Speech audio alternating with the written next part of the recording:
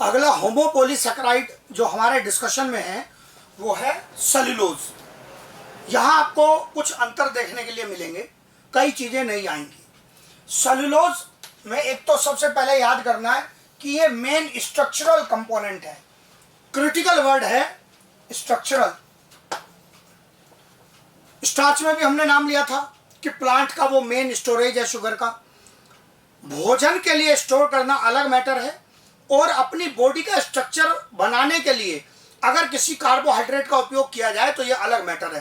Question बदल जाता है। So main structural polysaccharide is cellulose.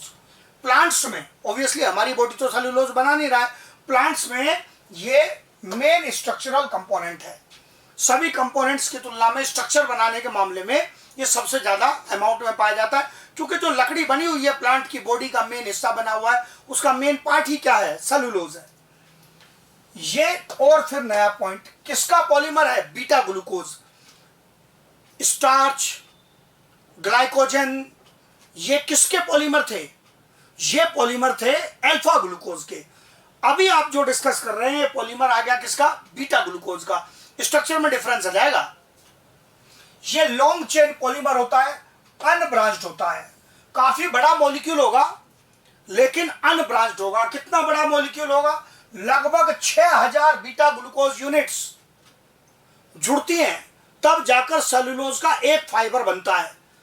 मतलब आप जो आंखों से धागा वगैरह देखते हैं वो तो सेल्यूलोज के फाइबर से काफी ज्यादा मोटा है। जो फाइबर है अकेला वो तो दिखेगा भी नहीं।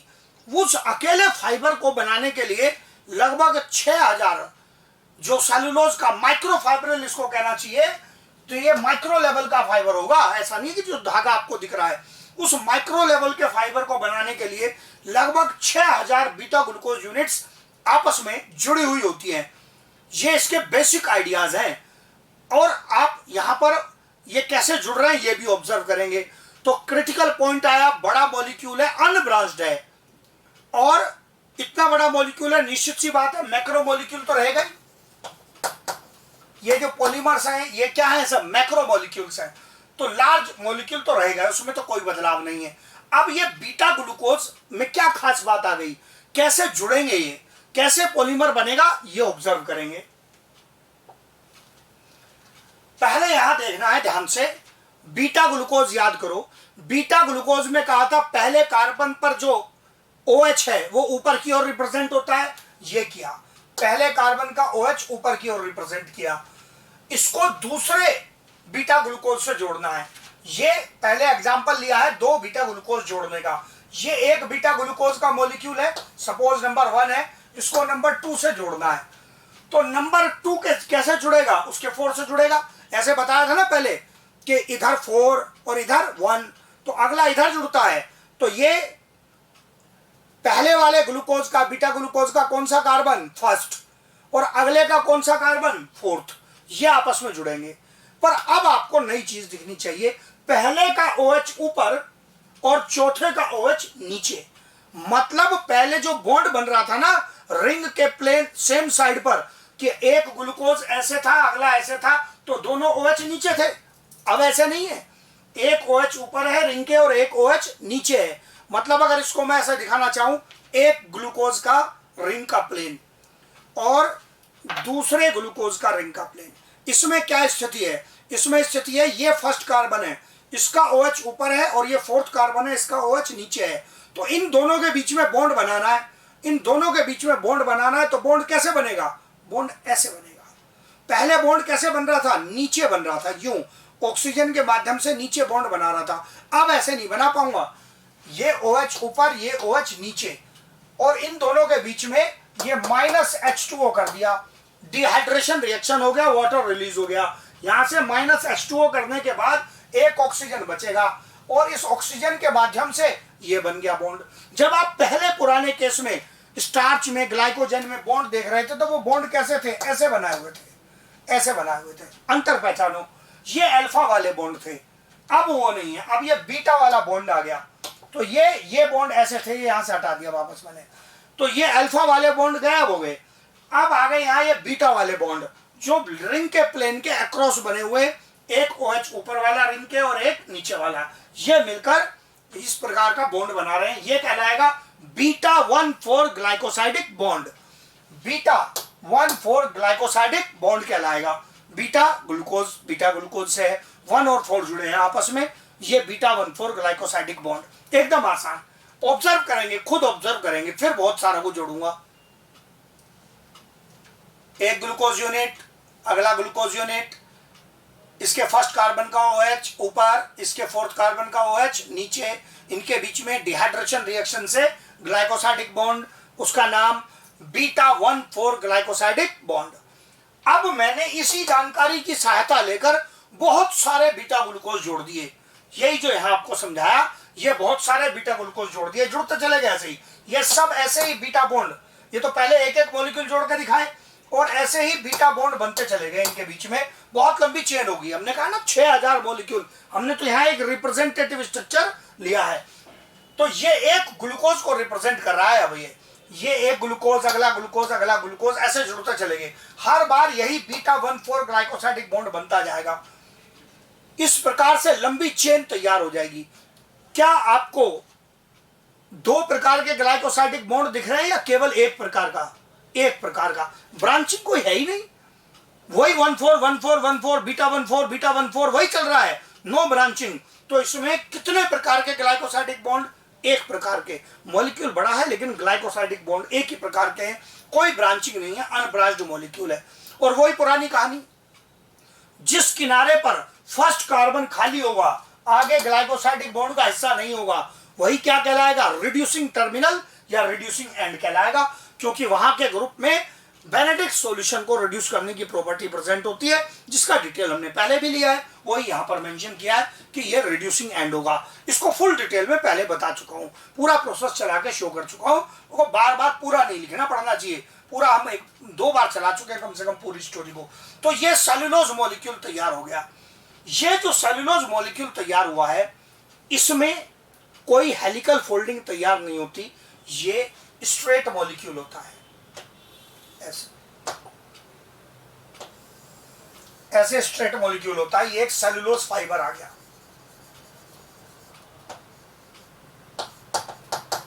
ऐसे स्ट्रेट फाइबर होता है और आप इसी का कुछ हिस्सा यहां पर ऑब्जर्व कर रहे हैं। सपोज आपका इसका ये हिस्सा आप यहां पर ऑब्जर्व कर रहे हैं, इसी सेलुलोज फाइबर का ये हिस्सा ऑब्जर्व कर रहे हैं, जिसमें इस प्रकार के बीटा बॉन्ड चलते चलेंगे और बड़ा फाइबर होगा। ये इसी का हिस्सा ऑब्जर्व कर रहे हैं। इसमें कोई फोल्डिंग नहीं है, हेलिकल फोल्डिंग नहीं है, इसीलिए ये आयोडीन के साथ कोई ब्लू या रेड कलर नहीं देता, मतलब ये नेगेटिव आयोडीन टेस्ट देता है। Cellulose does not hold iodine due to absence of helical folding. Cellulose iodine hold नहीं करता है क्योंकि इसमें कोई हेलिकल फोल्डिंग नहीं है।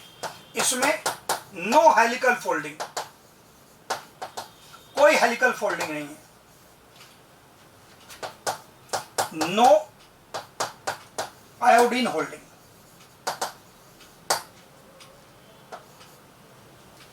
ये इसकी प्रॉपर्टी आ गई,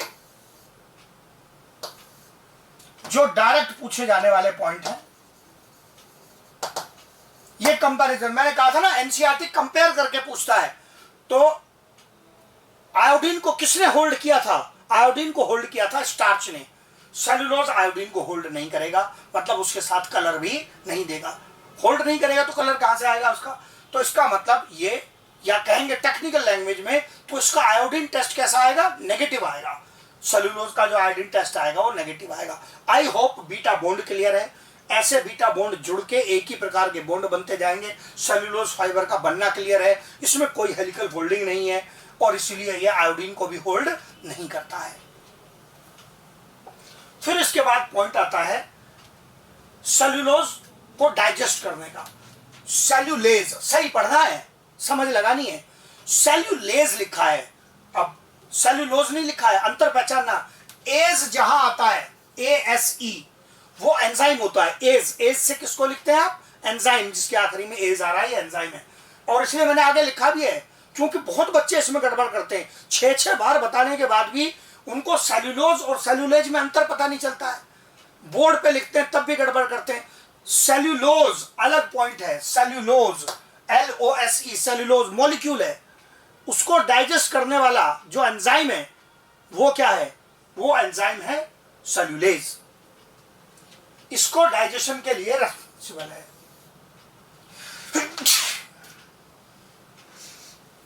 it is responsible for digestion of cellulose. ये सेल्यूलोज के डाइजेशन के लिए रेस्पॉन्सिबल होता है। अब एकदम आसान पॉइंट है, इसमें कोई बहुत बड़ा रट्टा नहीं है। सेल्यूलोज को कौन सा एंजाइम डाइजेस्ट कर रहा है? सेल्यूलेज।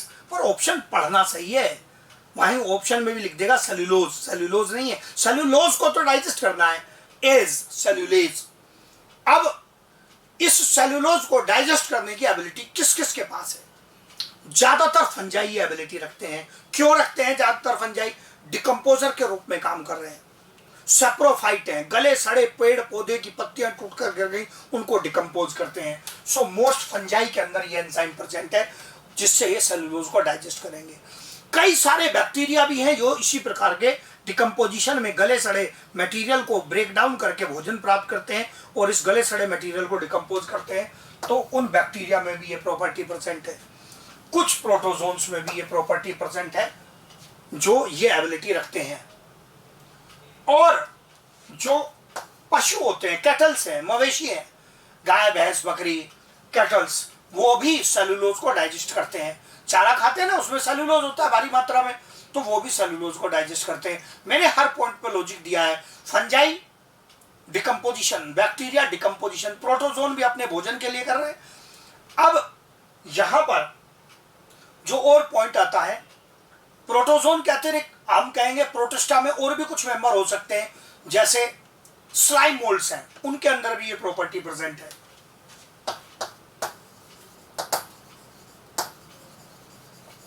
क्योंकि उनका भी जो मोड ऑफ न्यूट्रिशन है, और इसमें ऐड कर दिया, उनका भी जो मोड ऑफ न्यूट्रिशन है वो भी किस प्रकार का है? उनका मोड ऑफ न्यूट्रिशन भी डिकम्पोजिशन टाइप का है, मतलब सैप्रोफाइट्स है। तो ये और एक पॉइंट लिस्ट में ऐड हो गया। कैटल्स पर आएगा क्वेश्चन। जो गाय भैंस बकरी ये पशु हैं, क्या ये खुद अपने आप सेल्यूलेज एंजाइम बना रहे हैं? ना, इनकी बॉडी के अंदर इनकी जो भोजन की एलिमेंट्री कैनाल है उसके अंदर बैक्टीरिया रहते हैं और यही बैक्टीरिया इनको ये एंजाइम प्रोवाइड करते हैं। बैक्टीरिया को अंदर रहने के लिए जगह मिल गई, भोजन मिल गया, और इसके बदले वो एनिमल को क्या प्रोवाइड कर रहे हैं? सेल्यूलोज डाइजेस्ट करने के लिए enzyme. Cellulase enzyme provided by bacteria in alimentary canal. इन मवेशियों के, इन पशुओं के, चारा खाने वाले इन पशुओं के एलिमेंट्री कैनाल में, इनकी भोजन की जो कैनाल है उसमें पाए जाते हैं बैक्टीरिया और यही एंजाइम प्रोवाइड करते हैं। तो ये अंतर याद रखना है। क्या कैटल सेल्यूलोज को डाइजेस्ट कर सकती हैं? यस। एंजाइम खुद बनाया है? ना, उनके अंदर रहने वाले बैक्टीरिया ने बनाया है। तो ये दो अलग अलग सवाल हैं और पूरा पॉइंट यहां डिस्क्रिप्शन दे दिया। डाइजेशन की स्टोरी चल रही है, आप देखो कितने क्वेश्चन डाइजेशन पे आ गए। फिर दूसरे एंगल पर और क्वेश्चन जाएंगे, अभी डाइजेशन की स्टोरी चलेगी। और एक क्वेश्चन आता है टर्माइट्स का, डेली लाइफ से जुड़ते हैं क्वेश्चन, जैसे पेड़ों की पत्तियां या हमारे घर में कागज नोटबुक वगैरह, इनमें भी सेल्यूलोज होता है। तो क्या दीमक जो है, टर्माइट, ये इनको डाइजेस्ट कर देती है? बिल्कुल, दीमक डाइजेस्ट कर देती है। तो फिर यही सवाल बनता है, तो इसका मतलब दीमक ने सेल्यूलोज को डाइजेस्ट किया होगा? पक्का किया है जी।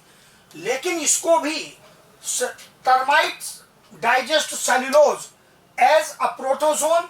ये आ गया प्रोटोजोन, आया था ना वो नाम, प्रोटोजोन आ रहा था।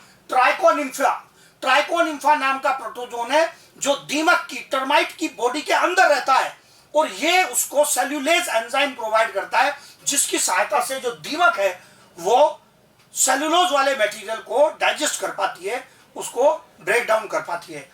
तो अब आप देखो, कैटल की बॉडी के अंदर बता दिया वहां बैक्टीरिया है, यहां प्रोटोजोन था, नाम से सवाल बन सकता है। आगे जाकर 12th तक, ये इकोलॉजी तक में काम आता है। एग्जांपल, एक एसोसिएशन में टर्माइट एंड ट्राइकोनिम्फा, ये बता दिया, यहां पर इसको मेंशन कर दिया। सेल्यूलेज एंजाइम प्रोवाइड कर रहा है। क्या हमारे पास सेल्यूलोज को डाइजेस्ट करने की एबिलिटी है? ना, हम सेल्यूलोज को डाइजेस्ट नहीं कर सकते। Humans are not able to digest cellulose, हम सेलुलोज को डाइजेस्ट नहीं कर सकते। इसको मैं कई बार ऐसे भी कहता हूं कि ये बहुत ही अच्छी बात है कि ह्यूमन बीइंग सेलुलोज को डाइजेस्ट नहीं कर सकते, वरना अब तक हमने सारे जंगल खा दिए होते फर्नीचर के लिए, लकड़ी के लिए, जलाने के लिए, उसमें ही दुनिया के इतने जंगल काट दिए हमने। अगर हमारे लिए सेलुलोज भोजन होता तो हम किसी पेड़ की पत्ती थोड़ी छोड़ते। ह्यूमंस तो रिसोर्सेज को छोड़ते ही नहीं है, पूरा उनका ओवर एक्सप्लॉयटेशन कर डालते हैं। So it is a like blessing for nature कि ह्यूमन बीइंग सेलुलोज डाइजेस्ट नहीं कर सकते, हम चारा खा के उसको डाइजेस्ट नहीं कर सकते। बहुत अच्छा है। अगर ह्यूमन बीइंग्स के पास ये एबिलिटी होती तबाही मचा देते, सारे को खा जाते, जंगल बसता ही नहीं। तो अच्छा है। लेकिन क्या हमारे भोजन में सेलुलोज के फाइबर होते हैं? हाँ, भोजन में सेलुलोज के फाइबर होते हैं। इसका मतलब ये नहीं है कि आप कॉटन खा जाएं ना। जो सामान्य भोजन सलाद वगैरह खा रहे हैं उसमें भी फाइबर होते हैं, उसमें भी सेलुलोज फाइबर का रोल होता है। और ये रफेज मैटर का रोल प्ले करता है। रफेज मैटर जो हमारे डाइजेस्टिव सिस्टम को हेल्दी बनाए रखने में हेल्प करता है। उसकी वाटर होल्डिंग कैपेसिटी होती है, मॉइस्ट रखता है अंदर डाइजेस्टिव सिस्टम में। और जो मूवमेंट होती है, बाउल मूवमेंट होती है, भोजन के अंदर मूवमेंट होती है, उसमें सहायता करता है ये रफेज मैटर। इसीलिए आप टीवी में ऐड वगैरह देखते हैं ना, कहता है बिस्किट में फाइबर है। तो रस्सी लपेट के थोड़ी बिस्किट खाना है। फाइबर कहने का मतलब है उसके अंदर कुछ कुछ क्वालिटी के फाइबर्स प्रेजेंट है, जिसमें सेलुलोज के भी फाइबर्स आते हैं। और बिस्किट में जरूर सेलुलोज वाले के जरूरी नहीं है, और दूसरे भी फाइबर्स होते हैं जो आप और एनाटॉमी में भी पढ़ेंगे। अभी तो सेलुलोज की बात हो रही है। तो इसका मतलब ये फाइबर वाला पॉइंट भी इंपॉर्टेंट है। फिर ये नया टर्म आ गया, थोड़ा बिल्कुल अलग हटके है, एक्स्ट्रा पॉइंट है एकदम। सेलोबायोज पढ़ना ठीक है क्योंकि बहुत शब्द पास पास आ रहे हैं। सेलोबायोज is a disaccharide formed during digestion of cellulose. Cellulose को जब तोड़ा जाता है तो उसके टूटने के वक्त दो ग्लूकोज, बीटा ग्लूकोज यूनिट जुड़कर जो स्ट्रक्चर बनता है, जो कंपोनेंट बनता है, उसको एक और नाम दिया गया, दैट इज सेलोबायोज। ये एक डाइसैकेराइड है जो सेलुलोज के डाइजेशन के समय बनता है और कोई इसका इंडिपेंडेंट रोल नहीं है। फिर मैंने पेपर का नाम लिया था कि कागज जिस पर आप लिखते हैं ये भी किसका बना हुआ है? सेलुलोज का। पेड़ों की लकड़ियों को उसको बिल्कुल महीन करके उसका पेस्ट बनाया जाता है और फिर उस पेस्ट को जमाकर ही पेपर बनाए जाते हैं। जो पेस्ट बनता है वो कहलाता है पेपर पल्प। तो पेपर पल्प जो है ये भी सेलुलोज का ही बना होता है। और रेयन फाइबर, रेयन जो एक प्रकार का धागा है, कैसे बनता है?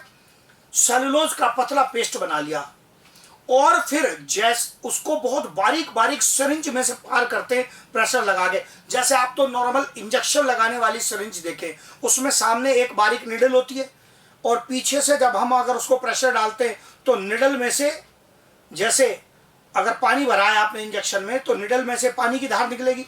इसी प्रकार से उस इंजेक्शन के अंदर अगर हम सेलुलोज का पल्प भर लें और उसको पीछे से दबाएं तो बहुत पतला फाइबर, बहुत पतली नीडल लगाई जाती है, पतला फाइबर यहां से निकलेगा। वही फाइबर धागा कपड़े बनाने के काम आता है, रेयन फाइबर कहलाता है। That is called rayon fibre, जो आर्टिफिशियल सिल्क के नाम से भी जाना जाता है। इस प्रकार से ये प्रिपेयर होता है, आर्टिफिशियल सिल्क के नाम से जाना जाता है। तो कागज बनाने में, कपड़े का फाइबर बनाने में, इसमें ये इतना इंपॉर्टेंट रोल प्ले कर रहा है। ये इसके इकोनॉमिक इंपॉर्टेंस का भी पॉइंट हो गया कि हम कैसे उसका उपयोग कर रहे हैं। और कॉटन सभी पहचानते हैं, कॉटन फाइबर्स ऑलमोस्ट सेलुलोज के बने होते हैं। मैंने कहा 90% सेलुलोज कंटेंट होता है इसमें, कॉटन में। तो कॉटन के जो फाइबर्स हैं they are highly rich in cellulose. वो थोड़ा बहुत और दूसरे कंपोनेंट होते हैं, 90% they are made up of cellulose. तो आप देख लो सेलुलोज में हर प्रकार के पॉइंट मैंने डिस्कस किए। किसका पॉलीमर? Beta glucose. बॉन्ड कैसे? एक ही प्रकार के बॉन्ड हैं। ग्लाइकोसाइडिक बॉन्ड कैसे? एक प्रकार के। कैसे? बीटा 1 4 लॉन्ग चेन मॉलिक्यूल है। ब्रांचिंग है? नहीं है। हेलिकल फोल्डिंग है? नहीं है। आयोडीन टेस्ट नेगेटिव है। बिल्कुल तुरंत ऐसे के ऐसे दिमाग में रन कर डालना है उनके पॉइंट्स को। हम डाइजेस्ट कर सकते हैं? नहीं। बहुत सारे बैक्टीरिया करते हैं, फंजाई करती हैं, प्रोटोजोन करते हैं, स्लाइम मोल्ड करते हैं, और आप देखेंगे दीमक कर सकती है, कैटल कर सकते हैं। दीमक में, कैटल में किसने सहायता की?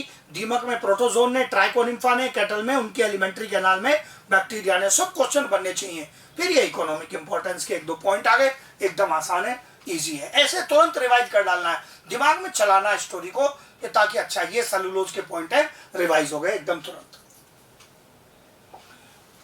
फिर इसके बाद अगला होमोपोलीसेकेराइड आता है। छोटे छोटे क्वेश्चन बनने वाले हैं अब ये, इनका एनसीईआरटी 2-2 लाइन में देता है पॉइंट। वो है इन्यूलिन। पहले तो अगेन इसको पढ़ना सही है। इंसुलिन नहीं लिखा हुआ है, क्या लिखा है? इन्यूलिन। इंसुलिन अलग है, वो प्रोटीन होता है, हार्मोन का काम करता है। बहुत सारे बच्चे इतनी जल्दी में रहते हैं, क्वेश्चन पढ़ते कुछ है, आंसर कुछ करते हैं, क्योंकि शब्द ही बहुत क्लियर, बहुत क्लोज है। हम पेपर बनाते हैं, कंप्यूटर गलती करवा देता है, उसको अपने आप ऑटो करेक्ट करके इंसुलिन बना देता है। कई बार लोग लिखने वाले गलत कर लेते हैं। इन्यूलिन है, इन्यूलिन, INULIN। इन्यूलिन एक होमोपोलीसेकेराइड है जो बना है किसका? बीटा फ्रक्टोज का। ये बना हुआ है किसका? बीटा फ्रक्टोज का बना हुआ है। ये बीटा फ्रक्टोज का बना हुआ पॉलीसेकेराइड साइज में काफी छोटा होता है। पॉलीमर तो है, इसमें तो डाउट नहीं है, लेकिन काफी छोटा है।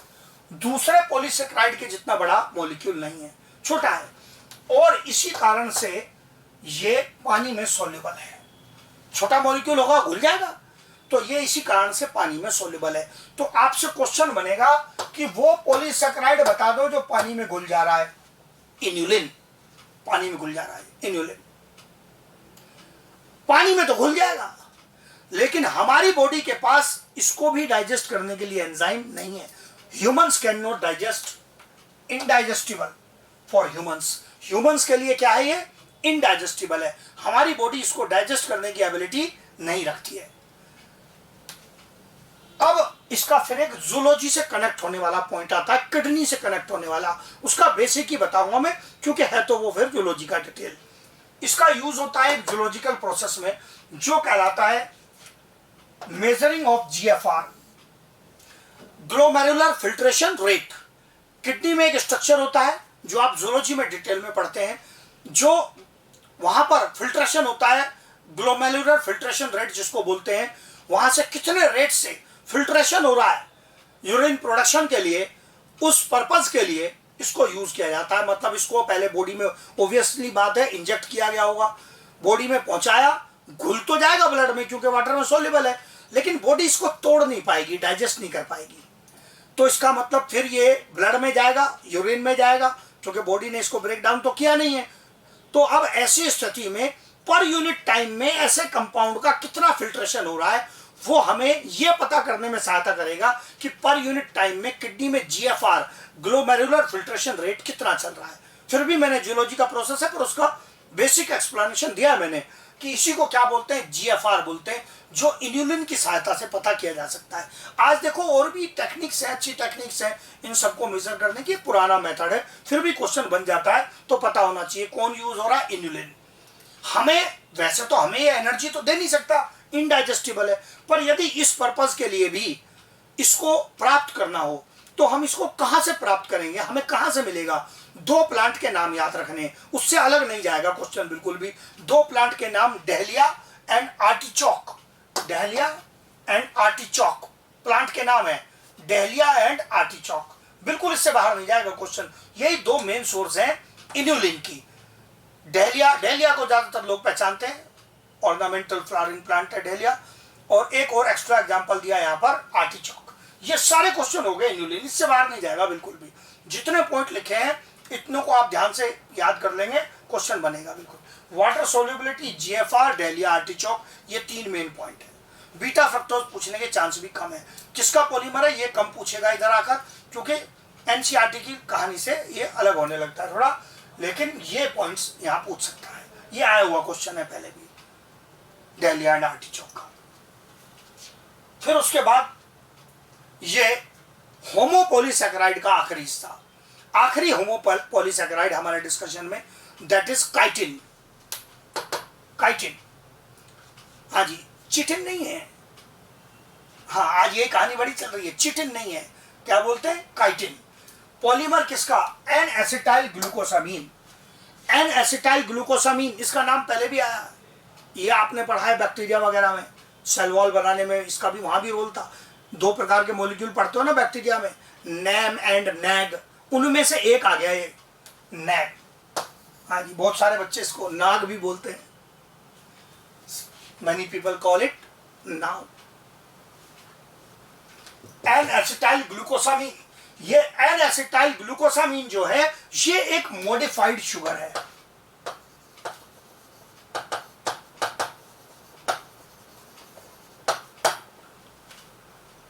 ये एक मॉडिफाइड शुगर है जो इसलिए नाम से पता चल रहा है, एक्स्ट्रा ग्रुप जुड़े हुए हैं उसमें, अमाइनो ग्रुप जुड़े हुए हैं, एन एसिटाइल ग्लूकोसामीन तभी बन रहा है।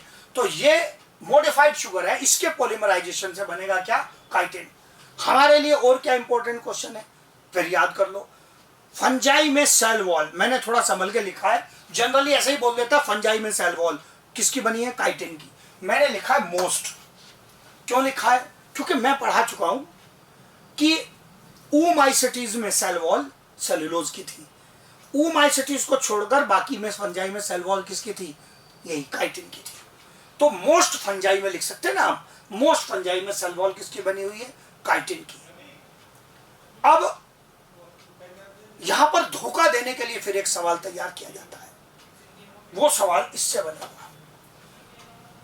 ये एक्सोस्केलेटन बनाता है आर्थ्रोपोड्स में, इंसेक्टा ग्रुप के अंदर, इंसेक्टा क्लास में जो आर्थ्रोपोड्स होते हैं, जूलॉजी की नॉलेज बताएगी, कॉकरोच वगैरह है, उनमें बॉडी के बाहर एक्सोस्केलेटन पाया जाता है। वो किस चीज का बना हुआ है, वो हार्ड कवरिंग बनी हुई है किस चीज की, that is formed of chitin, वो भी काइटिन की बनी हुई है। तो आपको कैसे धोखा देगा, आपको देगा धोखा, chitin is found in option kingdom Plantae and kingdom fungi, kingdom fungi and kingdom protista, kingdom fungi and kingdom animalia. अब फंजाई तो बच्चा तुरंत समझ जाता, अच्छा सेल वॉल बना रहा था, लेकिन वहां वो आर्थ्रोपोड नहीं लिखता नालायक क्वेश्चन में, एनिमेलिया लिखता है। तो बच्चे को क्या लगता है, अरे यार एनिमल में तो सेल वॉल नहीं होती, तो काइटिन काहे से, अरे सेल वॉल नहीं होती, आर्थ्रोपोडा में एक्सोस्केलेटन तो होता है। आर्थ्रोपोड लिख देगा तो बच्चा जल्दी पकड़ लेता है, अच्छा एक्सोस्केलेटन की बात कर रहा है, लेकिन जानबूझकर छिपा जाता है, एनिमेलिया लिखता है। तो पहले सतर्क रहना है, एनिमेलिया में काइटिन है, यस, अरे सेल वॉल से रिलेटेड नहीं है, कोई बात नहीं है, एक्सोस्केलेटन से रिलेटेड है। तो ये एक धोखा देने का सवाल मिलेगा आपको क्वेश्चंस में, तो इससे संभल के रहना है। और अपने कॉम्प्लेक्स स्ट्रक्चर के कारण ये आसानी से डिकम्पोज नहीं होता। अगेन ये भी एक इकोलॉजिकल पॉइंट है, इसका ब्रेकडाउन आसान नहीं है, ब्रेकडाउन इजी नहीं है।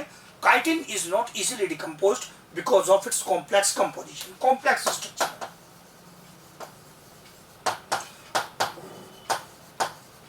स्ट्रक्चर जितना कॉम्प्लेक्स हो जाएगा उसका ब्रेकडाउन उतना मुश्किल हो जाएगा, तो इसलिए इसका आसानी से डिकम्पोजिशन नहीं होता है। अब आप देख लो, यहां पर मैंने सारे के सारे जो होमोपोलीसेक्राइड है वो पूरे डिस्कस कर दिए हैं। तो पॉलीसेक्राइड का एक ग्रुप दैट इज होमोपोलीसेक्राइड कहां से शुरू हुए थे, पहले स्टार्च से, 2 form amylose and amylopectin discuss किए, फिर उसके बाद ग्लाइकोजन किसके जैसा था, एमाइलोपेक्टिन, फिर उसके आगे अब ये आज सेलुलोज बताया, सेलुलोज से आगे फिर आपको यहां पर हमने जो डिस्कशन लिया, इन्युलिन का लिया, काइटिन का लिया। ये होमोपोलीसेक्राइड की जो स्टोरी है हमारी, ये पूरी हो गई है। अच्छे से रिवाइज करना है, एनसीईआरटी के पॉइंट भी रिवाइज कर लेने हैं, कोई एरर नहीं चाहिए, एकदम करेक्ट चलना है, एरर नहीं आना चाहिए। अभी डिस्कशन आ गया हमारा हेट्रोपोलीसेक्राइड्स का। क्या बेसिक पॉइंट बताया था हेट्रोपोलीसेक्राइड के बारे में, एक से ज्यादा प्रकार के मोनोसेक्राइड कंपोनेंट के बने हुए होंगे हेट्रोपोलीसेक्राइड, मतलब more than 1 type of monosaccharide units are present. ये बेसिक पॉइंट बताया था जब दोनों का डिफरेंस कर रहे थे हम लोग, होमोपोलीसेक्राइड और हेट्रो का। होमो का पूरा डिटेल हम लोगों ने जान लिया, अभी नंबर आ गया किसका, हेट्रोपोलीसेक्राइड्स का। एग्जाम्पल भी लिया था वहां पर हमने, वही एग्जाम्पल सबसे पहले डिस्कस किया है हेमीसेलुलोज का। जो सेलुलोज था वो ध्यान करें वो था होमोपोलीसेक्राइड में, जबकि जो हेमीसेलुलोज है वो है हेट्रोपोलीसेक्राइड में। छोटी छोटी चीज पे ध्यान देना है, ये एक शॉर्ट चेन पॉलीमर है। ये अंतर पूछे जाते हैं। क्यों लिखा मैंने? क्योंकि मैंने कहा था सेल्यूलोज में कि वो लॉन्ग चेन होता है, तो कंपैरिजन पूछा जाता है, ये शॉर्ट चेन है। सेल्यूलोज में कहा था कि वो अनब्रांच्ड है, जबकि हेमी सेल्यूलोज ब्रांच्ड है। ये दोनों कंपैरिजन इंपॉर्टेंट है। So cellulose was long chain, it is short chain. Cellulose was unbranched, it is branched. अब बना हुआ किस चीज का है? ये ब्रांचिंग की बात की, ऐसे जैसे मैंने ये रिप्रेजेंटेशन दिया, ये एक मेन चेन जा रही है इसकी, फिर इसमें ब्रांचेस हैं। जो मेन चेन है वो मेनली बनी हुई होती है बीटा ग्लूकोज की। Main chain is mainly formed of beta glucose, जबकि जो इसमें ब्रांचेस होती हैं they are mainly formed of galactans, mannans and arabinose. यहां पर स्टूडेंट्स का क्वेश्चन आता है, ये गैलेक्टन मैनेंस क्या है? एल्गी में भी नाम आया था इनका। ये जो गैलेक्टेंस मैनेंस है ये भी और कुछ नहीं है, ये भी शुगर सी है। गैलेक्टेंस मैनेंस एंड अरेबिनोज वो भी एक प्रकार का शुगर है। सो यहां पर ब्रांचेस में गैलेक्टेंस मैनन और अरेबिनोज प्रेजेंट है। ये गैलेक्टन मैनन इंपॉर्टेंट है, इसको छोड़कर नहीं जा सकते, इस पर क्वेश्चन आ जाता है। यहां पर बेशक से डायरेक्टली एनसीईआरटी नहीं दे रहा है, पर ये एनसीईआरटी ने प्लांट किंगडम वगैरह में कहीं कहीं इनके नाम ले रखे हैं, एल्गी वगैरह समझाते हुए। तो ये अगर एल्गी की सेल वॉल में इंपॉर्टेंट है, नाम आ गया ना कहीं एनसीईआरटी में, तो क्वेश्चन कहीं भी आ सकता है। तो यहां पर मेन चेन बीटा ग्लूकोज की बनी हुई है और जो ब्रांचेस है वो बनी हुई है, यहां भी लिखा है मैंने, ब्रांचेस गैलेक्टेंस मैनेंस एंड अरेबिनोज की बनी हुई है। ये पॉइंट इन ब्रांचेस के लिए लिखा हुआ है, ब्रैकेट लगाया इधर जा रहा है रो, इन ब्रांचेस के लिए लिखा हुआ है। और मेन चेन बनी हुई है मुख्य रूप से बीटा ग्लूकोज की। इस प्रकार से हेमी सेल्यूलोज तैयार हुआ। ध्यान रखना है अंतर सेल्यूलोज के साथ क्या है वो पहले मेंशन किए। अब इसका यूज क्या हो रहा है? Hemicellulose is the part of matrix component of cell wall. Cell wall के मैट्रिक्स कंपोनेंट का हिस्सा है। ये जो मैट्रिक्स शब्द है ये बहुतों को परेशान करता है, क्योंकि एनसीईआरटी इसको बना के नहीं दिखाता। छोटी क्लास में भी बच्चा इसके बारे में अलग से पढ़ के नहीं आता, पर अब आंसर तो आंसर ही रहेगा ना। तो इसका मतलब क्या है कि मैट्रिक्स क्या है, मैंने उसके लिए समझाने के लिए यहां पर एक्स्ट्रा पॉइंट लिया है। जब हम कहते हैं ना कि प्लांट की सेल वॉल सेल्यूलोज की बनी हुई है, बिल्कुल सेल्यूलोज उसका मेन कंपोनेंट है। वो सेल्यूलोज क्या करता है? सेल्यूलोज के फाइबर्स ऐसे अरेंज होते हैं, एक लेयर हो गई, दूसरी लेयर हो गई, ऐसे जैसे एक लेयर इसके ऊपर एक लेयर, और लेयर्स आएंगी, और लेयर, कई लेयर होंगी। लेकिन इन लेयर्स के बीच में जगह रह जाएगी ना थोड़ी। ये जो बीच में जगह रह जाएगी लेयर्स के बीच में, यहां पर एक जेल टाइप मटेरियल भरा होता है। यही जेल टाइप मटेरियल क्या कहलाता है? ये मैट्रिक्स कहलाता है। मींस अगर आप कुछ धागे ले लें, कुछ रस्सियां ले लें और उनको आपस में इधर उधर ऐसे लगभग 90 डिग्री के एंगल पर उनको ऐसे बुन दें, तब भी उनके बीच में कुछ जगह रह जाएगी। जैसे चारपाई वगैरह में आप देखते हैं रस्सियां बुनी हुई हैं, उनके बीच में जगह रह जाएगी। उस जगह को भरने का काम जो करता है जेल टाइप मटेरियल, वही कहलाता है मैट्रिक्स। और इसको बनाने में रोल है किसका? हेमीसेल्यूलोज का। मैट्रिक्स को बनाने में रोल है हेमीसेल्यूलोज का। हाँ, इसमें पैक्टिन भी होता है, पैक्टिन का भी नाम आएगा आगे। तो मैट्रिक्स अच्छे से पहचान लेना है। तो क्या प्लांट सेल की सेल वॉल बनाने में सेल्यूलोज के माइक्रोफाइब्रिल काम आएंगे? पक्का आएंगे। ये तो इसको स्ट्रेंथ देने में मेन रोल बना ही रहे, लेकिन बीच में जो जगह रह जाएगी उसको भरने में जेल टाइप मटेरियल जो काम करता है वो मैट्रिक्स कहलाता है। और उसका एक मुख्य हिस्सा क्या है? हेमीसेल्यूलोज है। दूसरा हिस्सा लिखा है मैंने यहाँ पर डायग्राम पर, एक ही बार लिख दिया क्योंकि डायग्राम दोबारा नहीं बनाऊंगा। पैक्टिन में जाऊंगा तो फिर इसी डायग्राम का रेफरेंस याद रखना है कि यहाँ पैक्टिन भी लिखा था, क्योंकि पैक्टिन में भी जाकर कहूंगा कि वो भी मैट्रिक्स में प्रेजेंट होता है। फिर ये एक एक्स्ट्रा कमर्शियल पॉइंट टाइप, ये आर्टिफिशियल आइवरी बनाने में के लिए उपयोग होता है। आइवरी क्या होता है? आइवरी होता है हाथी दांत। हाथी दांत के कई प्रकार के ऑर्नामेंट्स वगैरह बनते हैं, सजावटी ऑर्नामेंटल स्ट्रक्चर्स बनते हैं। लेकिन अब उसके लिए क्या होता था? हाथियों को किल करके जो पोचर शिकारी वगैरह हैं उनके दांत उखाड़ लाते थे, बाजार में बेचते थे उन ऑर्नामेंट्स की मांग होने के कारण, तो उस पर तो गवर्नमेंट ने लीगली बैन लगाया हुआ है। तो इसका मतलब उस प्रकार की उस जरूरत को पूरा करने के लिए क्या कोई और मटेरियल है उस प्रकार के ऑर्नामेंट्स को बनाने के लिए, वो आर्टिफिशियल आइवरी कहलाता है। और वो आर्टिफिशियल आइवरी बनता है हेमीसेल्यूलोज से। ये पॉइंट्स आ गए यहां पर हेमीसेल्यूलोज के। फिर उसके बाद हमने कहा था आगे नंबर आएगा तुरंत, पैक्टिन का नंबर आ गया कि पैक्टिन क्या है। पैक्टिन भी एक हेटेरोपॉलीसेकेराइड है जिसका मेन कंपोनेंट है गैलेक्टुरोनिक एसिड। ये का नाम बहुत अच्छे से याद रखना है, 12th तक काम आएगा। गैलेक्टुरोनिक एसिड, हाँ है तो एक एक दो दो जगह ही उपयोग, लेकिन है बड़े सॉलिड। गैलेक्टुरोनिक एसिड इसका मेन कंपोनेंट है। आप कह सकते हैं मेन कंपोनेंट मतलब और भी कुछ होगा पक्का, हेटेरोपॉलीसेकेराइड है तो बिल्कुल होगा, लेकिन ये याद रह जाए इतना ही बहुत है। क्योंकि एनसीईआरटी तो इसका भी नाम नहीं लिखता है, तो ये याद रह जाए तो वो पर्याप्त है। इससे क्वेश्चन बनेगा, क्वेश्चन नहीं रुकेगा बिल्कुल भी। गैलेक्टुरोनिक एसिड इसका मेन कंपोनेंट है। ये जो पैक्टिन है ये मैट्रिक्स में भी प्रेजेंट है, अभी दिखाया था आपको, यहां पर शो किया था। ये जो मैट्रिक्स है इसमें पैक्टिन भी प्रेजेंट है। सेल वॉल का मैट्रिक्स बना रहा है। अब ये और इंपॉर्टेंट पॉइंट सेल बायो में पढ़ते हो, वहां एक टर्म पढ़ा है कैल्शियम पैक्टेट, मैग्नीशियम पैक्टेट। ये बनाते हैं दो एडजेसेंट प्लांट सेल्स को जोड़ने के लिए मिडिल लैमेला। ये जो मिडिल लैमेला बनाता है, जो दो एडजेसेंट सेल को जोड़ता है, कैल्शियम पैक्टेट और मैग्नीशियम पैक्टेट का बना होता है। तो ये बना कैसे है?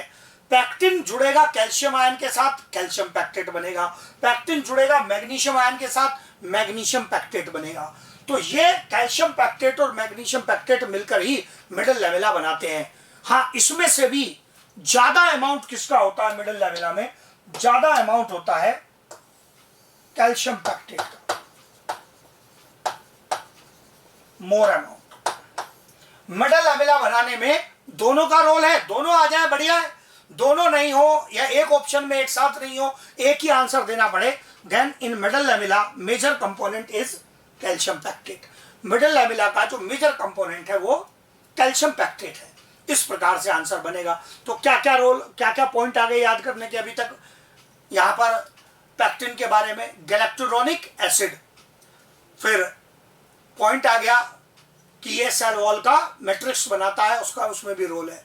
और फिर कैल्शियम मैग्नीशियम आयन के साथ मिलकर मिडिल लैमेला बनाता है in the form of calcium pectate and magnesium pectate. इस प्रकार से एकदम सिंपल, साथ के साथ रिवीजन चलाना है।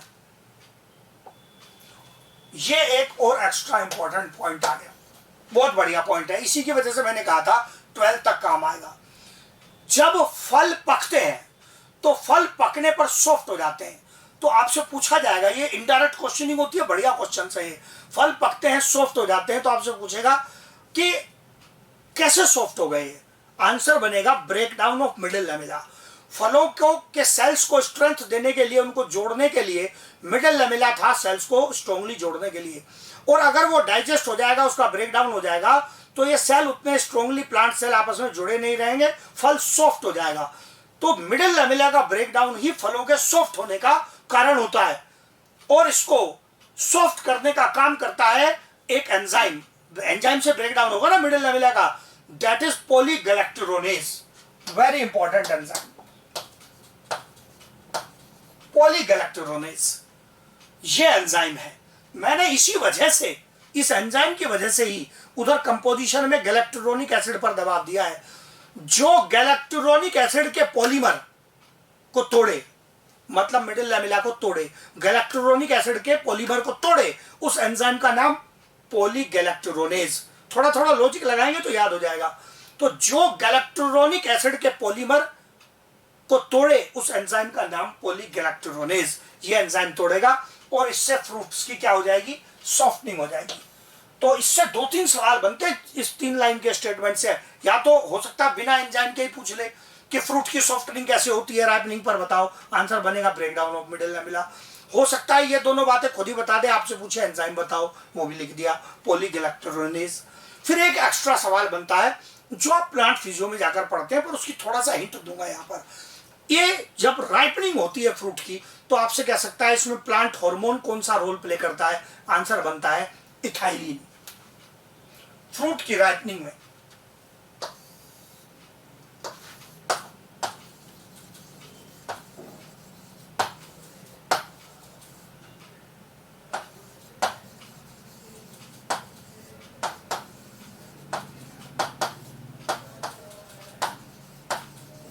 ये एक एक्स्ट्रा क्वेश्चन बनता है, इथाइलिन प्लांट हार्मोन जो इसको सपोर्ट करेगा इस प्रोसेस को चलाने को। ये सारे कहानी आ गई किसके बारे में, पैक्टिन। ऑल थिंग्स कवर्ड, कुछ छोड़ा नहीं है, सभी चीजें कवर कर दी है पैक्टिन की। फिर आ गया हाइलुरोनिक एसिड या हाइलुरोनेट। सबसे पहले तो नाम देखकर अब आपको लगने लगेगा कि यार पढ़ा तो कार्बोहाइड्रेट रहे हैं, फिर इधर नाम में एसिड लिखना शुरू कर दिया। नहीं जी, कंफ्यूज नहीं होना है, बहुत धीरे चलना है, दिमाग को एकदम ठीक लेकर चलना है, शांत। क्या कार्बोहाइड्रेट में हमने कहा था कि एल्डिहाइडिक ग्रुप हो सकता है, यस। कीटोनिक ग्रुप हो सकता है, यस। वो तो मेजॉरिटी कार्बोहाइड्रेट की प्रॉपर्टी है, इसीलिए वो जनरल डिस्क्रिप्शन में वही आते हैं। लेकिन कुछ ऐसे भी कार्बोहाइड्रेट आपको मिलेंगे जिनमें एसिडिक अल्कोहलिक ग्रुप हो सकते हैं, तो ये उसी कैटेगरी का है, हाइलुरोनिक एसिड कहलाता है। या हाइलुरोनेट आयनिक रूप में होगा तब क्या कहलाएगा, हाइलुरोनेट। 8 वर्ड तब यूज होता है केमिस्ट्री में, जब कोई आयनिक रूप में होता है तो हाइलुरोनेट कहलाएगा। ये पॉलीमर है किस चीज का, 2 प्रकार के मॉलिक्यूल का बना हुआ। एन एसिटाइल ग्लूकोसामीन, पहले भी नाम आया था नैग का काइटिन में, N acetyl glucosamine and N acetyl glucuronic acid, इनका पॉलीमर है। N acetyl glucosamine and N acetyl glucuronic acid, इन दोनों के नाम आपसे पूछने के चांस बहुत कम है। हाँ याद रहे, बढ़िया, कोई दिक्कत नहीं है। एन एसिटाइल ग्लूकोसामीन, काइटिन भी बनाया था इसने, और एक्स्ट्रा क्या जुड़ गया, एन एसिटाइल ग्लूकोरोनिक एसिड। तो ये 2 प्रकार के शुगर्स है। आप कहेंगे फिर ये नाम ऐसे लग रहे हैं, ये कैसे शुगर्स है, ये मॉडिफाइड शुगर्स है, ये मॉडिफाइड शुगर्स है।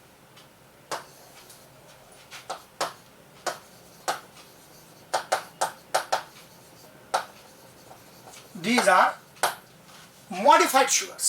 इनमें एडिशनल कंपोनेंट जुड़े हुए हैं जिससे इनका मॉडिफिकेशन हुआ है। तो ये N acetyl glucosamine and N acetyl glucuronic acid का बना हुआ है। ये दोनों की यूनिट बार बार रिपीट होगी, मतलब n टाइम्स रिपीट होती चली जाएगी, तो लंबा मॉलिक्यूल बन जाएगा और वही क्या कहलाएगा, हाइलुरोनेट कहलाएगा।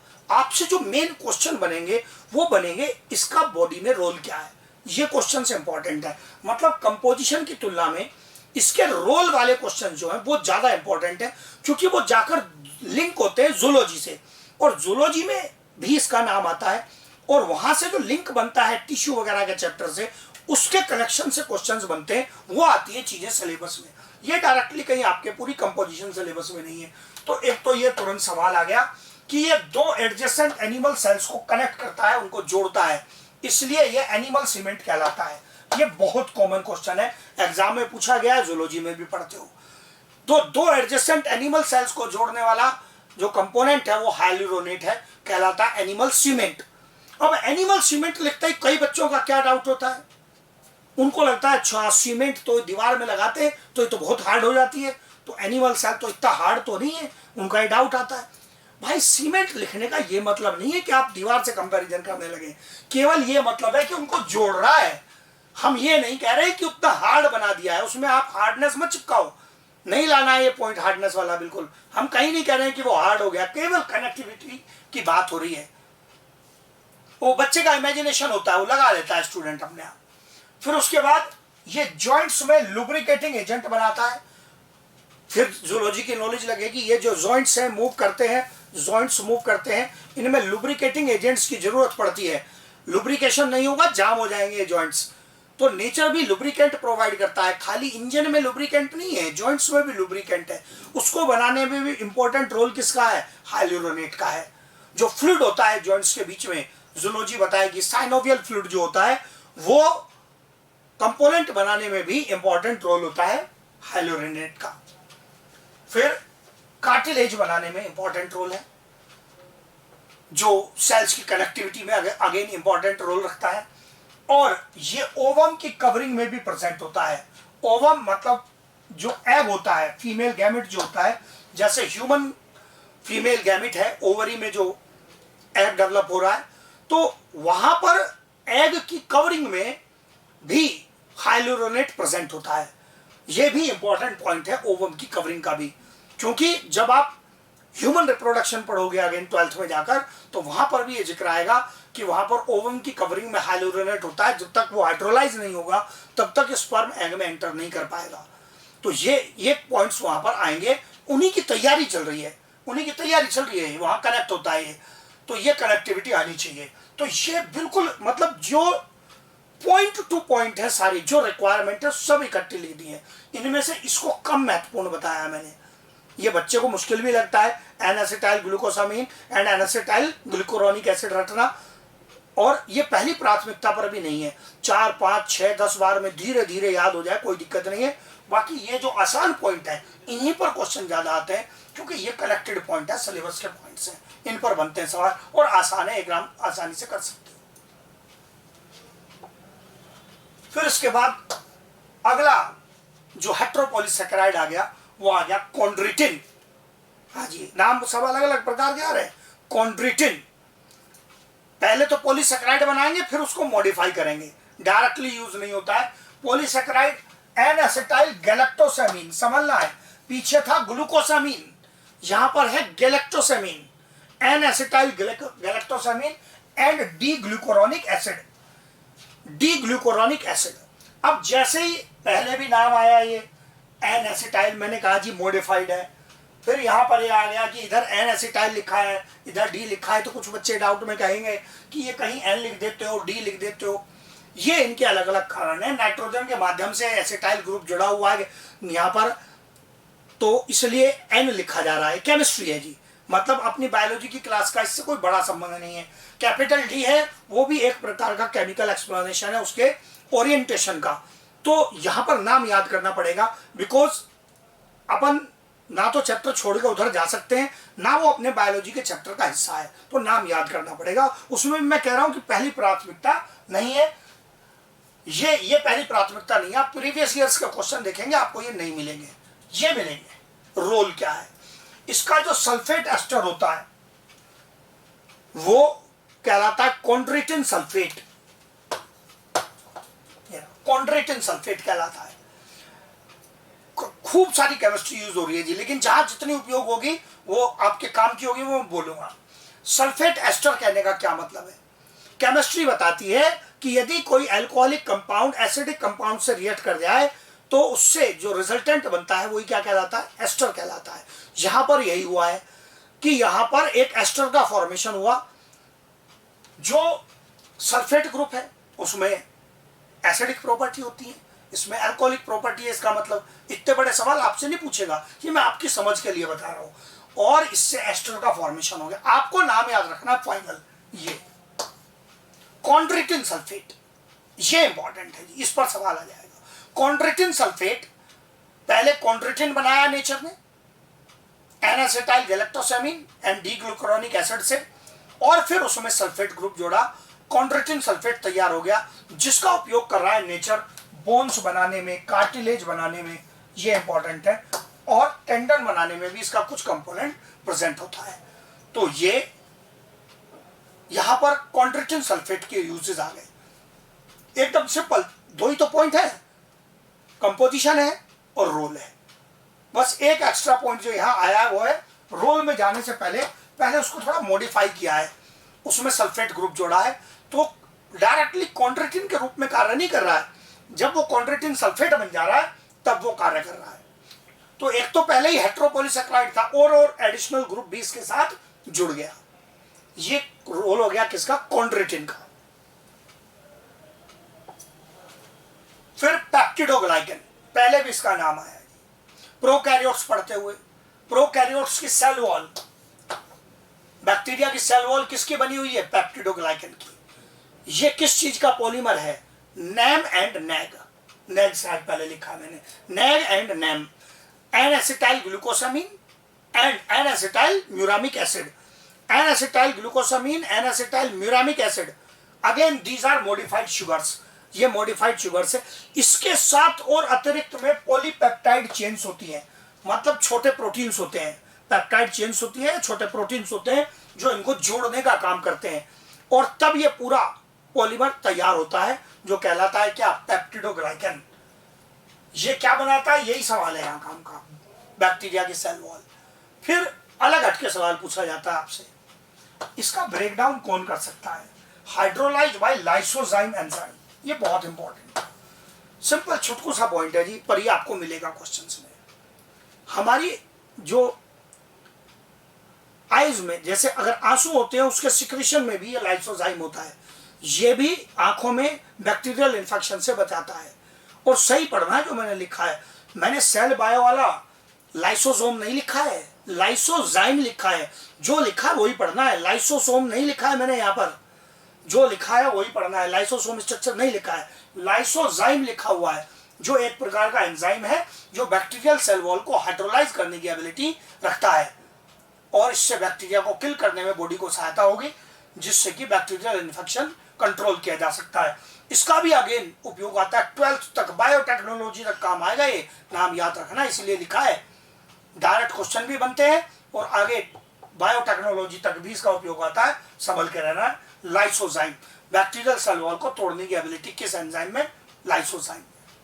खूब ध्यान से देख लेंगे तब अगली स्लाइड पर जाऊंगा, सब काम के पॉइंट है बिल्कुल। इसमें कंपोजिशन को भी महत्व देना है, यहां पर कंपोजिशन को भी महत्व देना है, क्योंकि ये बैक्टीरिया की सेल वॉल के डिटेल से जुड़ा हुआ है और उधर से सवाल बन जाते हैं प्रोकैरियोट से रिलेट होते हुए। तो इस केस में पेप्टिडोग्लाइकन वाले मामले में नैग नेम भी याद करने हैं, उनको आप इधर नहीं छोड़ सकते हैं। जहां जैसे है बिल्कुल वैसे बता रहा हूं, रिक्वायरमेंट के हिसाब से बिल्कुल क्लियर किया है कि इस चीज की आवश्यकता है, इस पर पूरा ध्यान देना है। फिर इसके बाद कुछ स्पेशल नोट्स लिए और बिल्कुल सब काम किए, वही लिए बिल्कुल जो काम किए। एक टर्म लिया है हेट्रोपोलीसैकेराइड से रिलेटेड, म्यूकोपोलीसैकेराइड्स। ये जो म्यूको वर्ड जुड़ गया पॉलीसैकेराइड में, इसका क्या मतलब है? हेट्रोपोलीसैकेराइड यदि प्रोटीन के साथ जुड़ जाए तब इससे म्यूकोपोलीसैकेराइड का निर्माण होता है। तो पहले तो हेट्रोपोलीसैकेराइड बना लो और फिर उसमें प्रोटीन जोड़ लो। और अगर आप मेरी बात पकड़ जाएंगे तो आप तुरंत कहेंगे कि अच्छा, अभी तो पेप्टिडोग्लाइकन में कहा ही था पॉलीपेप्टाइड या प्रोटीन जुड़े हुए हैं, इसका मतलब ये भी एक प्रकार का म्यूकोपोलीसैकेराइड ही है। पर टर्म यहां नहीं लिखा, टर्म अब आगे जाकर दे रहा हूं, और इसके अतिरिक्त और एग्जाम्पल भी लूंगा। ये तो है ही और अतिरिक्त एग्जाम्पल लूंगा जिनका महत्व इस मामले में और ज्यादा है। तो इससे म्यूकोपोलीसैकेराइड तैयार हो जाता है। इनकी क्या खास बात है? इनमें गुड वाटर होल्डिंग कैपेसिटी होती है, पानी को अपने साथ जोड़कर रखने की जो इनकी क्षमता है वो ज्यादा होती है। इसका बॉडी कुछ पर्टिकुलर उपयोग करती है। क्या बॉडी उपयोग करती है? बॉडी बनाती है इससे म्यूकस, इन म्यूकोपोलीसैकेराइड से म्यूकस बनाती है। इस म्यूकस का क्या रोल है? जैसे हमारा ये भोजन की नलिकाएं हैं, एलिमेंट्री कैनाल है अंदर, तो जो ये ट्यूब जा रही हैं, या लीवर की डक्ट है, सांस लेने की रेस्पिरेटरी डक्ट है, इनकी जो अंदर की सतह है इन डक्ट्स की, कि अगर ये ट्यूब है, इस ट्यूब की जो ये अंदर की सतह है, इसको मॉइस्ट रखने, वेट रखने की जरूरत होती है। क्यों? क्योंकि अगर ये ट्यूब की अंदर का सरफेस मॉइस्ट नहीं रहेगा, गीला नहीं रहेगा, तो इसमें क्रैक डेवलप हो जाएंगे। सूख गया तो एक क्रैक डेवलप हो जाएंगे। जैसे अगर हाथ पांव की भी स्किन सर्दी में सूख जाती है तो उसमें भी क्रैक हो जाते हैं। इसी प्रकार से खाने की डक्टों, रेस्पिरेटरी डक्टों, अगर वो अंदर से सूख गई तो उसमें क्रैक्स डेवलप हो जाएंगे, जिससे इंफेक्शन हो जाएगा और भारी प्रॉब्लम क्रिएट हो जाएगी, बीमार हो जाएगा, मर जाएगा व्यक्ति अगर उसको सुरक्षा नहीं की गई अंदर। तो उसमें क्रैक डेवलप नहीं हो, वो वेट रहे, मॉइस्ट रहे, इसके लिए अंदर वाटर होल्डिंग कैपेसिटी वाली एक लेयर बनी रहती है, म्यूकस की लेयर बनी रहती है। वही म्यूकस किससे बना हुआ है? म्यूकोपोलीसैकेराइड का बना हुआ है। So forms mucus which protects inner body ducts. Inner body ducts को प्रोटेक्ट करता है बाय कीपिंग देम वेट। जैसे वही एग्जांपल लिखे, रेस्पिरेटरी डक्ट है, ऑर्गन की डक्ट मैंने कहा, लीवर की डक्ट हो और कोई पैनक्रियाटिक डक्ट हो ना। एलिमेंट्री कैनाल मतलब जो आपका भोजन वाली पूरी कैनाल है, लेकर आपके ओरल से ही शुरू हो जाती है आपके फूड पाइप तक और फिर आगे अंदर इंटेस्टाइन वगैरह तक, सब में रोल आता है। ये म्यूकोपॉलीसैकेराइड उसको वेट रखने का काम करते हैं, मॉइस्ट रखने का काम करते हैं। अगर ये नहीं हो तो ये कैनाल्स के अंदर एक्टिविटी चलाना संभव नहीं होगा, ये सब सूख कर क्रैक हो जाएगा, सब इन्फेक्शन हो जाएगा। तो इतना इंपॉर्टेंट रोल है इन म्यूकोपॉलीसैकेराइड का, जो म्यूकस के रूप में काम कर रहे हैं। फिर इस म्यूकोपॉलीसैकेराइड की कंपोजिशन का ही एक और मटेरियल है जो आपके दूसरे चैप्टर से रिलेट होता है, और वो मटेरियल है एगार एगार, जिसको हमने प्लांट किंगडम में भी डिस्कस किया है। उसके बारे में बताया मैंने वहां पर पहले वो, लेकिन वो नाम यहां भी लिए मैंने। एगार एगार भी एक प्रकार का म्यूकोपॉलीसैकेराइड है जो ऑब्टेन किया जाता है रेड एल्गी से। क्या नाम लिए थे वहां पर? Gelidium and gracilaria. Gelidium gracilaria जो कि रेड एल्गी है, और इनकी सेल वॉल से ऑब्टेन किया जाता है एक पाउडर लाइक मटेरियल, एक आटे जैसा मटेरियल। एगार एगार आटे जैसा मटेरियल होता है। इस आटे जैसे मटेरियल को अगर गर्म पानी में घोल दें तो पहले तो ये लिक्विड रहेगा, और उसको ठंडा होने दें तो जेल के रूप में जम जाएगा। ये जो इसका जेल के रूप में जम जाना है, इस प्रॉपर्टी के कारण ये माइक्रोब्स के लिए ग्रोथ मीडियम बनाने के लिए उपयोग होता है। माइक्रोब्स के लिए ग्रोथ मीडियम बनाने के लिए यूज होता है, और इसी प्रॉपर्टी के कारण इसका आइसक्रीम्स बनाने में भी यूज किया जाता है, इस प्रॉपर्टी के कारण एगार एगार की। तो मैंने क्या बताया? रेड एल्गी की सेल वॉल से, कौन से रेड एल्गी? जेलिडियम ग्रेसिलेरिया, और इससे पाउडर लाइक आटे जैसा मटेरियल मिलेगा जो म्यूकोपॉलीसैकेराइड है, वाटर होल्डिंग कैपेसिटी है, ठंडा होने पर जम जाएगा, जेल जैसा स्ट्रक्चर बनाएगा, और इसी वजह से दो मेन यूज आ गए। माइक्रोब्स के लिए ग्रोथ मीडियम बनाने में उपयोग होता है, और आइसक्रीम्स बनाने में। दोनों एनसीईआरटी के पॉइंट है। हाँ, चैप्टर अलग है, लेकिन म्यूको की बात हो रही है तो केमिकल प्रॉपर्टी भी कनेक्ट हो गई, प्रॉपर्टी बता दी, वाटर होल्डिंग कैपेसिटी, और वो एनसीईआरटी के पॉइंट भी जोड़ दिए इधर। फिर ये दो स्पेशल पॉइंट्स लिए शुगर्स के बारे में। स्पेशल पॉइंट्स में एक नाम आता है सॉर्बिटॉल, ये एक्स्ट्रा क्वेश्चन वाले पॉइंट है। सॉर्बिटॉल, ऑल, केमिस्ट्री बताएगी, जिसके नाम में बाद में ऑल आ रहा होता है ना, ऑल, वो अल्कोहलिक कंपाउंड होता है। तो इसका मतलब मैंने क्लियर लिखा है कि ये एक अल्कोहलिक शुगर है, मतलब इसमें एल्डिहाइडिक कीटोनिक ग्रुप नहीं, केवल हाइड्रोक्सिल ग्रुप वाले मेंबर्स हैं। तो हाइड्रोक्सिल ग्रुप का बना हुआ शुगर है, और ये सिरप बेस के रूप में उपयोग होता है, जैसे कफ सिरप बनाने में। खासकर छोटे बच्चों की जो खांसी की दवाई होती है, कफ सिरप होती है, एकदम मीठी जो दवाई होती है, उसमें अगर आपने बच्चे को सपोज 5 ml दवाई दी, तो उस 5 ml में 5 का 5 ml मेडिसिन नहीं है, मेडिसिन किसी चीज में घोली गई है, मीठे लिक्विड में, वो कहलाता है सिरप बेस। उसमें मेडिसिन का कुछ सर्टेन अमाउंट डाला गया है।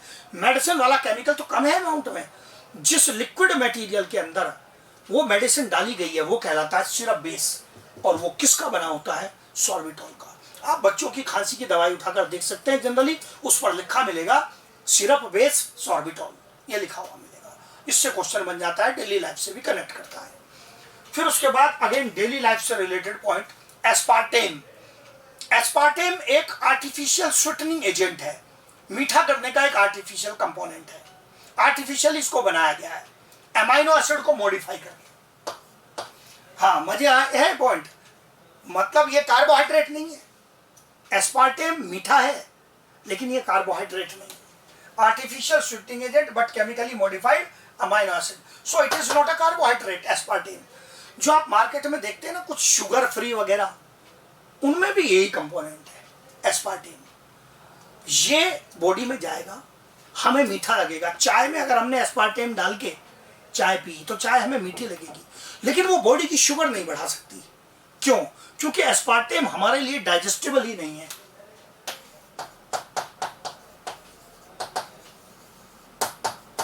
ये इनडाइजेस्टिबल है, बॉडी हमारी इसको डाइजेस्ट ही नहीं करती, तो मीठा लगेगा। और मीठा लगेगा कितना मीठा? 200 गुना सुक्रोज से। जो हम घर में चीनी, शक्कर, टेबल शुगर, केन शुगर उपयोग करते हैं उससे 200 गुना मीठा है। इसीलिए ये जो आर्टिफिशियल स्वीटनिंग एजेंट होते हैं डायबिटिक पर्सन वगैरह यूज करते हैं, उसकी बहुत छोटी सी एक गोली ही उनकी चाय को मीठा करने के लिए पर्याप्त होती है। क्यों? क्योंकि ये बहुत मीठा होता है एस्पार्टेम। अलग अलग ब्रांड नेम से बिकता है वो बात अलग है, पर chemically it is what? Aspartame. इस पर कई प्रकार के सवाल भी उठाए गए कि ये सुरक्षित है कि नहीं है, बॉडी को नुकसान तो नहीं है। अभी तो साइंस यही कहती है कि इस पर इसका कोई हार्मफुल इफेक्ट बॉडी पर नहीं है। कल पता लग गया तो बात अलग है, बट अभी तक की तो साइंटिफिक पॉइंट यही कहते हैं that it is safe for consumption. ये आप यहां पर देखेंगे, मैंने पूरे कार्बोहाइड्रेट के बारे में सारी की सारी स्टोरी बताई है, कुछ छोड़ा नहीं है। एनसीईआरटी और उससे कोई भी एक्स्ट्रा पॉइंट जो है वो सारे यहां पर मैंने मेंशन किए हुए हैं। अच्छे से एनसीईआरटी को रिवाइज करेंगे। एक दो बच्चों ने पॉइंट कहा होमवर्क का। होमवर्क मैं जो लगातार बोलता हूं कि एनसीईआरटी को इसके साथ पढ़ना है, वो सबसे पहली रिक्वायरमेंट है, उसी को अपना होमवर्क मानना है। अभी मैं डायरेक्ट कोई ऐसा लिखित वाला होमवर्क दे नहीं सकता, क्योंकि जो कैपेसिटी है कि अभी आपको चेक नहीं कर सकते किसने क्या किया। क्लास में तो हम फिर भी पीछे तक घूम के भी चेक कर लेते हैं बच्चे को होमवर्क देके। तो थोड़ा आपको अपनी सेल्फ रेस्पॉन्सिबिलिटी अभी इस टाइम में मेंटेन करनी है, क्योंकि हमारे पास सीधा साधन नहीं है आपको अभी चेक करने का कि आपने कितना किया। अपना सेल्फ डिसिप्लिन बहुत इंपॉर्टेंट है आपके लिए। हाँ, इसके साथ आप जो एनसीईआरटी के क्वेश्चंस हैं कार्बोहाइड्रेट से रिलेटेड, अब ये कार्बोहाइड्रेट मैंने पूरा कर दिया, उनको कर सकते हैं, उनको अटेम्प्ट करेंगे। छोटे छोटे भी लिखेंगे अगर, तो उनका मतलब आपको मीनिंग आना चाहिए, आंसर आना चाहिए। कुछ उसकी समरी टाइप में आंसर लिख के भी देख सकते हैं, तो इससे भी आपको हेल्प मिलेगी। कार्बोहाइड्रेट तक का मैटर अपना फिनिश हो गया, फिर आगे इसके बाद आगे हम लोग मूव करेंगे।